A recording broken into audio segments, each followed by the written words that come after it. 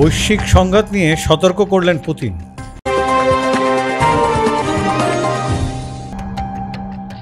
পশ্চিমাদের বিরুদ্ধে বৈশ্বিক সংঘাতের ঝুঁকি সৃষ্টির অভিযোগ করেছেন রাশিয়ার প্রেসিডেন্ট ভ্লাদিমির পুতিন। সতর্ক করে তিনি বলেন, বিশ্বের সবচেয়ে বড় পারমাণবিক শক্তিধর দেশকে কারো হুমকি বরদাস্ত করে চলবে না। দ্বিতীয় বিশ্বযুদ্ধে জার্মানির নাৎসি বাহিনীর বিরুদ্ধে সোভিয়েত ইউনিয়নের বাহিনীর বিজয় উদযাপন অনুষ্ঠানে এই হুঁশিয়ারি দিয়েছেন পুতিন। পশ্চিমাদের পৃষ্ঠপোষকতা সত্ত্বেও ইউক্রেন সেনাদের বিরুদ্ধে যুদ্ধক্ষেত্রে এগিয়ে চলেছেন রুশ সেনারা।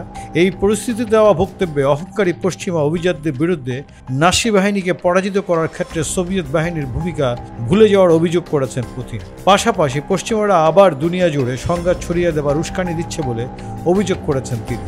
মস্কোর রেড স্কোয়ারে সেনা সমাবেশের ওই অনুষ্ঠানে পুতিন বলেন, এই ধরনের উচ্চাভিলাষ কী ধরনের পরিণতির দিকে নিয়ে যায় তা আমরা জানি।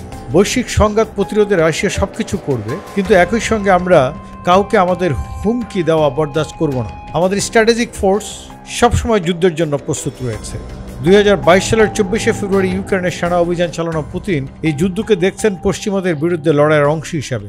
1989 সালে বার্লিন দেওয়ার পতনের পর এই ঘটনা রাশিয়াকে অবমাননার মুখে ফেলেছে বলে মনে করেন তিনি। ইউক্রেন ও পশ্চিমারা পুতিনের বিরুদ্ধে সাম্রাজ্য বিস্তারের মতো ভূমি দখলের অভিযোগ করে আসছে। এই যুদ্ধে রাশিয়াকে পরাজিত করার অঙ্গীকার করেছে তারা। বর্তমানে ক্রিমিয়া উপদ্বীপ ও পূর্ব ইউক্রেনের 4টি অঞ্চলের বড় অংশ মিলিয়ে ইউক্রেনের প্রায় 20% এলাকা রাশিয়ার নিয়ন্ত্রণে রয়েছে। পুতিন বলেছেন, একসময় রাশিয়া সাম্রাজ্যের অংশ এইসব এলাকা আবার রাশিয়ার সঙ্গে অঙ্গীভূত হয়েছে। দ্বিতীয় বিশ্বযুদ্ধে সোভিয়েত ইউনিয়নের 2,70,00,000 মানুষের প্রাণ গিয়েছিল, তাদের মধ্যে কয়েক লাখ ছিলেন ইউক্রেনের বাসিন্দা। কিন্তু সোভিয়েত বাহিনী যুদ্ধে নাৎসি বাহিনীকে পিছু হটিয়ে বার্লিনে ফিরে যেতে বাধ্য করে।